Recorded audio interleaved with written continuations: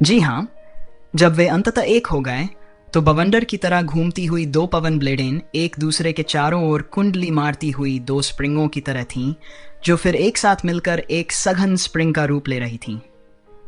चूंकि वे एक ही गति से घूमते थे, केवल मामूली विचलन के साथ जो एक दूसरे की व्यवस्था के पूरक थे, उन्होंने एक साथ मिलकर असंभव को संभव बना दिया। संयुक्त पवन ब्लेड अपने हिस्सों के योग से अधिक मजबूत था। जब तेजस ने दिन में पवन ब्लेडों को एक साथ मिलाया तो शिक्षक भी समझ नहीं पाए कि उसने ये कैसे किया। अब जब उसने पवन ब्लेडों को धीरे धीरे घुमाते हुए प्रदर्शन किया तो ये और भी स्पष्ट हो गया कि यह कैसे संभव हुआ था। व्यवस्था और आवृत्ति, ये दो प्रमुख शब्द विवेक के दिमाग में गहराई से अंकित हो गए। धन्यवाद छोटे तेजस, विवेक ने प्रेरित महसूस करते हुए कहा। चलो इसे यहीं खत्म करते हैं। मुझे लगता है कि मैं अभी किसी और चीज पर ध्यान केंद्रित नहीं कर सकता। मुझे इसे सही से पचाने की जरूरत है। फिर से धन्यवाद। मैं अब वापस जा रहा हूं। यह कहते हुए विवेक खड़ा हुआ, तेजस को थोड़ा सा प्रणाम किया, फिर बिना किसी हिचकिचाहट के मुड़ा और चला गया। वह अभी अभी प्राप्त हुई इस प्रेरणा को संजोकर रखना चाहता था। यह प्रेरणा उसे जल्दी ही 7वें क्रम तक पहुंचने का मौका भी दे सकती थी। तेजस ने विवेक को जाते हुए देखा और उसके चेहरे पर एक हल्की सी मुस्कान आ गई जब उसने सोचा, वह वास्तव में एक सीखने योग्य छात्र है। विवेक को जाते देख चांदनी ने एक पल के लिए उसके जाते हुए रूप को देखा, फिर वापस तेजस की ओर देखा। वह हंस पड़ी। तुम बहुत प्रभावशाली हो तेजस, तेजस ने कहा। जब तुम्हारे पास समय हो तो मेरे द्वारा सुझाई गई चीजों को आजमाना, अपनी पूरी ताकत का उपयोग करो। मुझे समझ आ गया, शुक्रिया। सुंदर छोटी लड़की उठकर बाहर भागी।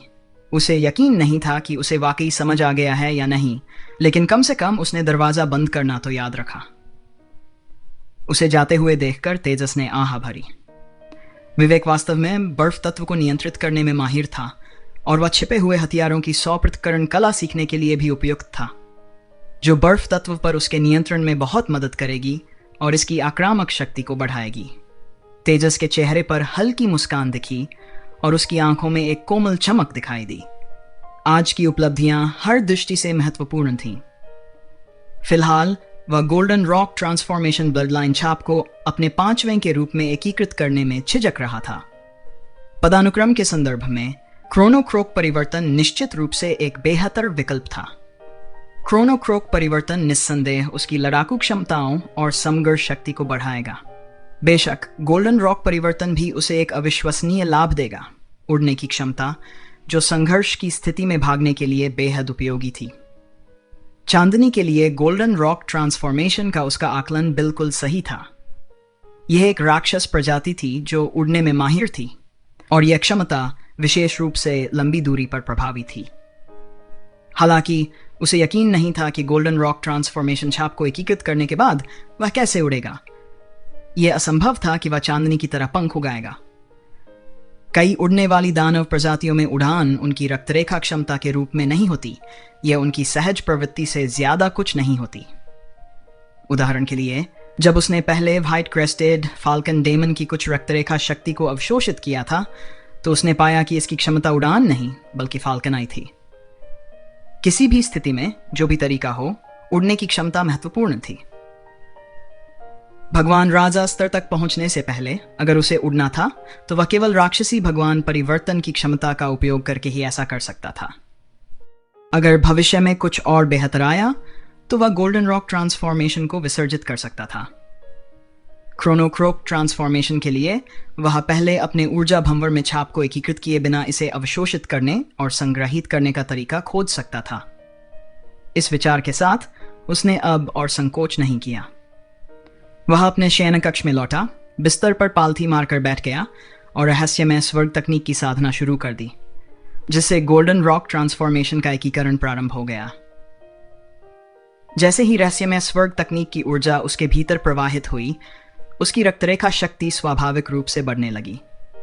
गोल्डन रॉक ट्रांसफॉर्मेशन का प्रतीक नारंगी पीली छाप उसकी आंतरिक ऊर्जा के प्रभाव से धीरे धीरे चमकने लगा। यह चमक छाप को एक अद्वितीय बनावट के साथ और अधिक लचीला बना रही थी। यह अनुभव अद्वितीय था। यह अन्य छापों को एकीकृत करने के अनुभव से भिन्न था। शायद इसका कारण यह था कि गोल्डन रॉक ट्रांसफॉर्मेशन उच्च स्तर का था, लेकिन उसने अपने वंश में कुछ बदलाव महसूस किए। उसकी शारीरिक शक्ति, विशेष रूप से उसकी बाहों की ताकत में उल्लेखनीय वृद्धि हुई थी।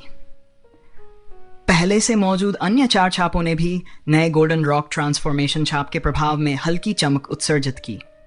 यह स्पष्ट था कि यह नई छाप तेजस की रक्तरेखा शक्ति को व्यापक रूप से बढ़ा रही थी। रक्त शक्ति में वृद्धि का अर्थ था पूरे शरीर के लिए पोषण। यह पोषण तेजस के शारीरिक गठन को मजबूत करेगा, जिससे वह अधिक ऊर्जा सहन कर सकेगा। रहस्यमय स्वर्ग तकनीक का शरीर तड़का लगाने वाला प्रभाव पहले से ही बहुत प्रभावी था। अब 5 छापों की उत्तेजना की सहायता से तेजस के भीतर रक्त का प्रवाह बढ़ गया, जिससे उसे अपनी नसों में उथल पुथल भरी लहरों का एहसास हुआ। उसका पूरा शरीर गर्म होने लगा और उसकी समग्र आभा में उल्लेखनीय सुधार हुआ। इस उन्नति ने विंडवुल्फ टाउन लॉर्ड जेन से अधूरी रक्तरेखा शक्ति के अवशोषण को भी गति दी, और इसने तेजस की साधना को 5वें क्रम के शिखर की ओर तेजी से धकेल दिया। गोल्डन रॉक ट्रांसफॉर्मेशन वास्तव में अद्वितीय था। यद्यपि यह रक्त शक्ति केवल 3रे क्रम की थी, फिर भी यह उन 4 शक्तियों से अलग महसूस हुई जिन्हें उसने पहले अवशोषित किया था। क्या यह स्तर का अंतर है? तेजस ने सोचा। उसने बाद में मेयर से परामर्श करने का निर्णय लिया। जल्द ही गोल्डन रॉक ट्रांसफॉर्मेशन छाप का अवशोषण पूरा हो गया। तेजस ने अपनी आंखें खोली। बाहर रात और भी गहरी हो चुकी थी, लेकिन तेजस की आंखों में एक नई चमक आ गई थी। उसने धीरे धीरे गहरी सांस ली, अपने भीतर नारंगी पीली छाप को उत्तेजित किया और रहस्यमय स्वर्ग तकनीक की ऊर्जा प्रसारित की। तुरंत ही तेजस ने अपने भीतर एक अजीब सी शक्ति का प्रवाह महसूस किया। उसकी भुजाएं स्पष्ट रूप से अधिक सशक्त हो गईं। अगले ही पल उसने देखा कि उसकी भुजाओं से प्रकाश की 2 नारंगी पीली धारियां निकलकर 2 नारंगी पीले प्रकाश पंखों में बदल गईं। पहली नजर में ये हल्के पंख अलौकिक लग रहे थे, लेकिन वे बहुत ही वास्तविक और ठोस थे। जैसे ही तेजस ने अपनी बाहें हिलाईं, उसके भीतर की नारंगी पीली छाप ने एक चमक के साथ प्रतिक्रिया दी और उसका शरीर हल्का महसूस हुआ। पंखों के जोरदार फड़फड़ाहट के साथ वह ऊपर उठने लगा। अब हवा में मंडराते हुए उसने अपने पंख फैलाए और पवन भेड़िया परिवर्तन छाप को उत्तेजित किया। पवन तत्व की ऊर्जा उसके चारों ओर घूमने लगी और पंखों के सहारे वह हल्के से हवा में स्थिर हो गया। तेजस की आंखों में संतोष की चमक थी। वह सच में उड़ सकता था। इस नई क्षमता से वह अत्यधिक प्रभावित हुआ। उसने अपनी उपलब्धि पर संतोष से सिर हिलाया। एक विचार के साथ तेजस ने रहस्यमय स्वर्ग तकनीक को शांत कर दिया और उसकी भुजाओं पर उभरे हल्के पंख धुंधले होकर बिखर गए, जिससे वह धीरे धीरे जमीन पर लौट आया। 5वां छाप अब पूरी तरह से उसके ऊर्जा भंवर में समाहित हो चुका था, जिससे उसे गोल्डन रॉक परिवर्तन के तहत उड़ने की शक्ति मिल गई थी। हालांकि तेजस अभी तक इस नई दुनिया की सभी रहस्यमयताओं को पूरी तरह समझ नहीं पाया था, लेकिन उसका लगाव इस दुनिया से बढ़ता जा रहा था। उसे पूरा विश्वास था कि इस दुनिया के अजूबे भी उस डोलू महाद्वीप से कम नहीं थे, जहां वह कभी रहता था। यहाँ की राक्षसी और दिव्य शक्तियां वास्तव में अद्वितीय थीं। अब उड़ने की इस नई क्षमता के साथ उसके पास एक नया मजबूत हथियार था, और सबसे महत्वपूर्ण बात यह कि जरूरत पड़ने पर भागने का एक और साधन भी। उसने अपने शिक्षकों के सामने अपनी शक्ति का प्रमाण भी दे दिया था। शायद अब वह कल छुट्टी मांगने की सोच सकता था। यह सोचते ही उसके दिल में एक सुखद एहसास भर गया और साधना के प्रति उसका जुनून और बढ़ गया। वह अपने बिस्तर पर वापस आ गया और अपनी पूरी शक्ति के साथ रहस्यमय स्वर्ग तकनीक की साधना में लीन हो गया। साथ ही जेन से प्राप्त विंडवुल्फ रक्तरेखा की शेष शक्ति को अवशोषित करने लगा।